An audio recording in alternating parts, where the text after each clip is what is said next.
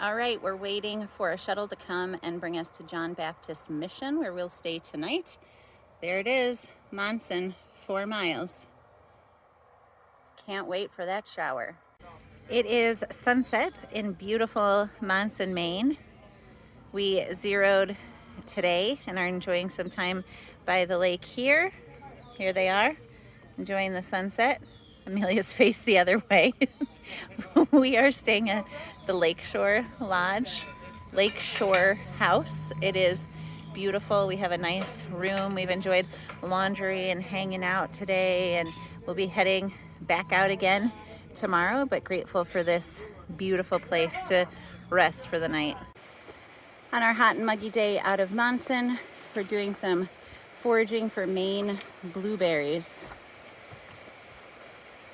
Our first night out of Monson, it is sprinkling right now. It's been raining on us, but it's going to get really bad at about 9 o'clock. So we're setting up our tents as quickly as we can, and then we'll see. Hopefully we can make dinner tonight when it's not raining too bad, but we will probably be sleeping in thunderstorms tonight. These girls are phenomenally fast at putting up their tent now. In one of my earlier videos, I said it took like 17 minutes to set up the tent. They can now do it in 5 or less, including loading all their things in the tent. Well, it's raining a little bit harder. It's supposed to rain all night and possibly all day tomorrow. Well, this is new for us. We're starting this morning walking in Crocs because we have several rivers to ford here in Maine, and we camped 0.3 before a river crossing, so we decided to do a slow 0.3 walk. That way we could not have to take our shoes and our socks off and then put our Crocs on, take them off, dry our feet. So we're going to walk slowly, and we will say we do not enjoy it because it's very rocky and rooty, and Crocs are not great hiking shoes. Though we have seen probably 3 different hikers who hike in Crocs, which blows us away. I would definitely die if I did this every day. Well, here's my Crocs and legs after washing off. That was mud to our knees, water to our waist. We just found this blaze, like this homemade blaze made out of birch and strung onto this little homemade stick. It's very cool looking. Amelia just found some more fruit. Charlotte, what did we get now? We got huckleberries. Great, and blueberries. All right, Amelia, what you eating? Fritos with peanut butter. Did you take your Not any Fritos. What kind of Fritos? Honey Twist Fritos. Really good. I would recommend. Honey barbecue twist. We're on the north summit of Moxie Bald Mountain. We're heading over there. It's about 0.6 away, but we've stopped for a blueberry harvest, and Matthew was looking for Moxie soda when we were in Monson, Maine, because he knew we were climbing Moxie Mountain, but we couldn't find any. Then today when we were at the shelter having lunch, there was a can of Moxie hanging in the shelter as a part of a place to hang your pack, and he's hoping that maybe in Caratunk, our next town, he can find some Moxie soda. Sometimes you have to lay down to forage for the berries. All right, Charlotte. We're at Northern Outdoors playing some bags, and Matthew's got jeans on from the loner clothes. It's weird to see him in jeans after so long. Good job, Charlotte.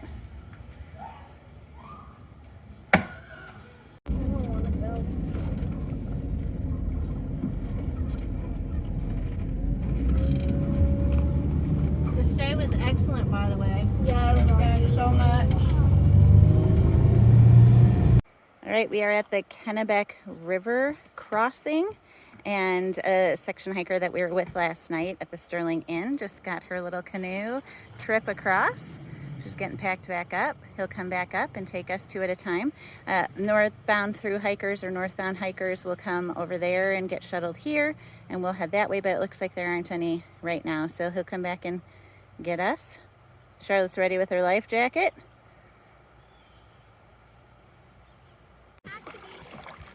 All right, here they come.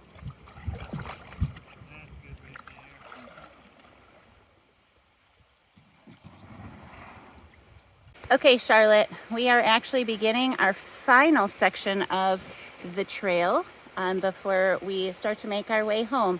And this is the little mile marker. So, Charlotte, where are we headed? We're gonna be at Maine Highway 27. Maine Highway 27. So we have 35.4 miles left on our adventure on the AT, and we get to go over Bigelow Mountain and Avery Peak, and for some reason I'm very scared of them and couldn't sleep last night. Hopefully they're not too bad. But our last 35.4 miles of the AT starts today.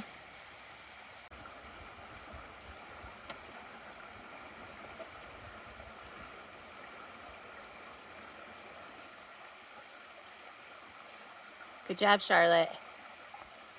There's lots of river crossings in Maine and not a lot of more structured bridges. This is the first one we've seen like this, built out of logs, 3 cedar trunks suspended over the water. I don't know if you can see that, but those are diving ducks. The mom is in the front, and that is an entire line of baby ducks. We assume probably 15 to 17 ducks in a line. It's a little hard to see. We are camping tonight on a beach. I was a little salty about it because I hate sand and I do not want sand in our stuff, but it is a beautiful view. We're pretty sure the pair of loons for this lake are out there. We can see them and they will probably talk to us tonight. Please brush your teeth. We have some more ducks, and they're hanging right out with Amelia.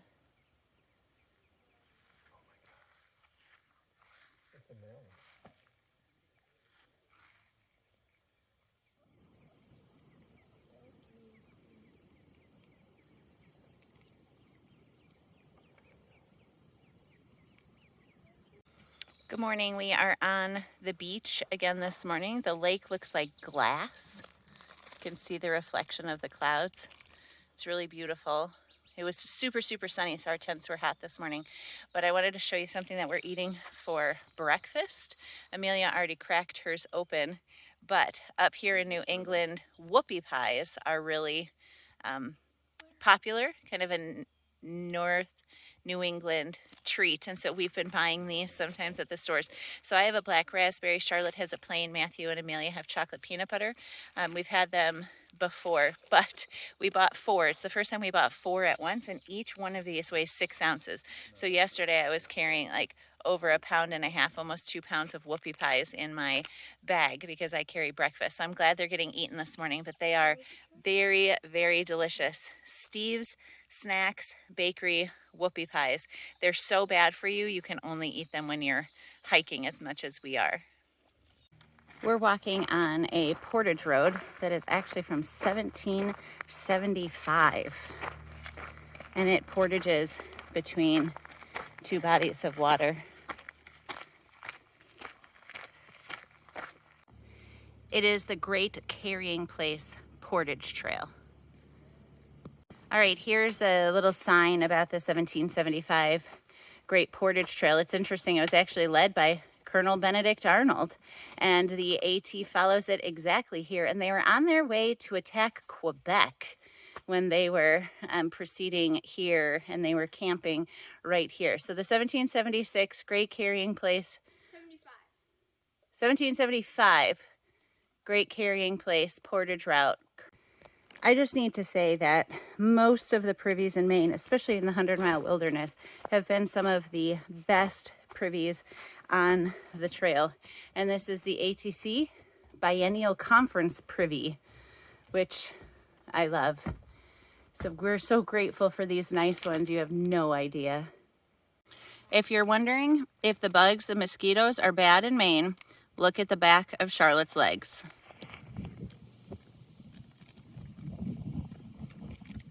We're using Benadryl cream.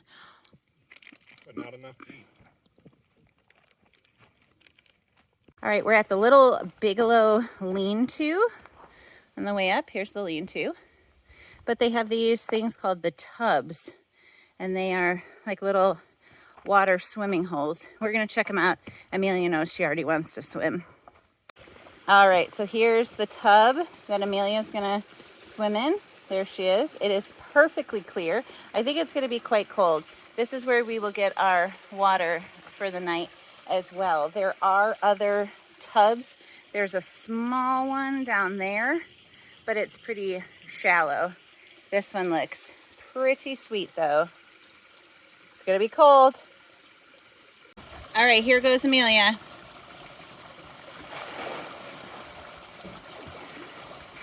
It's cold. All right, she found a deeper tub. We had to go down. She said it's very cold. She lost a crock. They have it. But they float. Good morning. It is Sunday, July 24th. It is our last full day of hiking on this Appalachian Trail adventure. We will hit 1,300 miles tomorrow when we get into Stratton, Maine. Today, we are conquering our biggest elevation change since maybe early Virginia, North Carolina. We are climbing the Bigelows today. So our shelter was about 700 feet up Little Bigelow, but we'll be doing almost 4,100 feet of climbing today, which, because we ended with Northern Virginia, Shenandoahs, Pennsylvania, Maryland, West Virginia, those are pretty flat states where we ended in Pennsylvania. So this is going to be a big one. For some reason, these have made me really, really nervous. People say they're beautiful. You don't even care about the elevation because they're so beautiful. The views are so incredible. But it kept me up a few nights ago. We have not had this in a long time, and I feel like we are out of practice. Our legs are not what they were when we used to be doing these kinds of changes. So here we go. I'll try to take some pictures and some videos because apparently the views are incredible, but we might get rain this afternoon. So we'll see how it goes. But Bigelow Mountains, here we come. All right, Little Bigelow Mountain done. On to the next. All right, that's where we're headed. That's Avery Peak and Bigelow, and then some bumps to get down towards Stratton. So this is called Safford Notch. And it's all these giant boulders that have fallen probably millions of years ago. And apparently there's caves all over. And I will tell you, when we came up through the trail, right through there, it got, I don't know, 15 degrees colder because of all of the cool air trapped inside the boulders in these caves. So it's very, very cool. Makes you feel very small. Okay, so we stopped for lunch at a viewpoint, and that is Little Bigelow that we just climbed and we walked over the top of. But if we come over here, That's just the beginning of Avery. that's where we're headed, up there, after lunch, to Avery Peak, named after Myron Avery, one of the architects of the Appalachian Trail. Okay, we keep climbing, and there it is. We are almost at the summit of Avery Bigelow Peak, but here in the background is Little Bigelow. So that's what we climbed this morning. The views are incredible, and we will still have a 360-degree view after we're done. And here comes Matthew. Okay, it's really windy up here on Avery Peak. Here's our 360-degree view. Matthew and the girls are on their way down. We're headed there next. But this is Avery Bigelow Peak. Makes you feel so small here in the world to stand on top of mountains like this. We're lucky that we still have good weather as we climb up West Bigelow Peak. Here is Avery Bigelow Peak and Little Bigelow Peak in the background. We came down from there, got some water from a great spring, and now we're up the next Bigelow. All right, that's West Bigelow Peak. The highest will be on the AT. Time to make our descent. Going back that way. Good morning from the Horns Pond lean-tos where we slept last night. It's actually our last night. Last night was our last night on the AT. We're hiking 5 miles into Stratton today. They have this great day use shelter. So we are here. There's Shepherd and Red and Rocket. You can tell we're in our rain jackets. It is 1936. This day use shelter is from 1936. It is raining. I said to Matthew that the AT is crying that we're leaving. But this is a day use shelter. So what happened this morning is when it started pouring rain, we quickly packed up. We just shoved our stuff in our bags, all mishmashed, and came over to this shelter where we were able to eat breakfast, pack up. We wrote a long, long note in the logbook to all of our friends who are Nobos who will be coming through. And now we are going to put on our hoods and hike to Stratton. And that will end our last 5 miles on the trail. You girls ready? Yeah. Matthew, are you ready? Let's do this. Let's do it. Right, this is our last river crossing. Oh my gosh. Very hot and sweaty. So this construction view ended our final day of hiking, but here some mountains we came down and we're sitting in this gravel lot waiting for a shuttle to take us into Stratton. Charlotte's already on her phone. We're done.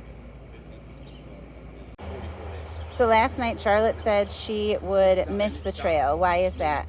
Because of all of our friends and all of our cool experiences. Yeah, we've had some good ones. We've met some really cool people. Yeah. Okay, we are at the Spillover Motel in Stratton, Maine. And they've got this great basement space. It's a lounge with a kitchen. So we are actually still eating camp food because that's what we had coming into town. So Matthew and I are eating some of our 48-year-old freeze-dried food. The girls are having ramen, but Amelia's ramen tonight is very special and very fancy. Okay, so there's my spaghetti steeping. Here is Charlotte with her chicken ramen. And now Amelia. It's beef ramen, and then I fried an egg thing. I can't give myself all the credit because Dad helped me. And I put some spicy stuff on top, So she's got some fancy ramen with an egg on top. Matthew's cooking his chicken and rice.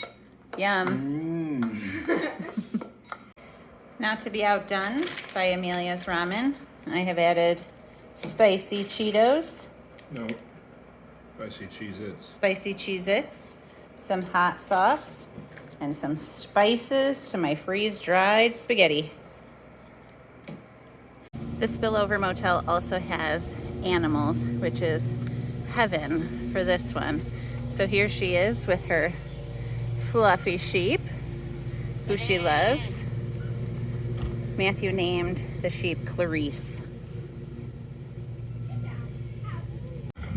So the mile marker signs that we take pictures with are created by volunteers, by trail associations. But we are finished with our hike, and we finished right around mile 1300. We walked a little bit over 1300 with our additional miles in Pennsylvania and walking Katahdin twice. So we are creating our own 1300, and the girls are doing that here so that we can take a picture. All right, Charlotte and Amelia created our 1300. We took them from the pine cones we gathered from the trees here. So, how you feeling? really, really happy to go home. Yeah. Happy to go home? Are you proud of yourselves? Yeah, I'm gonna miss my friends on the trail though. Yeah, we met some really cool people. But 1,300 miles, do you guys have any comprehension? Any idea how crazy it is that you guys walked 1,300 miles? Let me see your arm muscles. Charlotte is super strong. Amelia isn't gonna try. No, I'm sorry. 1,300 miles. That's a wrap. Amelia's over there. Stick your head up. Red's over there, Charlotte. We decided to stop at a blueberry farm and we're laughing because we have been bending down with backpacks on to pick blueberries on the side of the trail. And you could stand at one bush here and fill up probably 8 of these on one bush. So we're at Pineland Farms in Maine. We saw that you pick blueberries and pulled over. All right, Yes. here's Matthew walking with our haul. Yeah, it's a good day. Very hard picking. Took about 10 seconds to pick all these blueberries. And the raspberries took forever because they're about done for the season and there's a drought.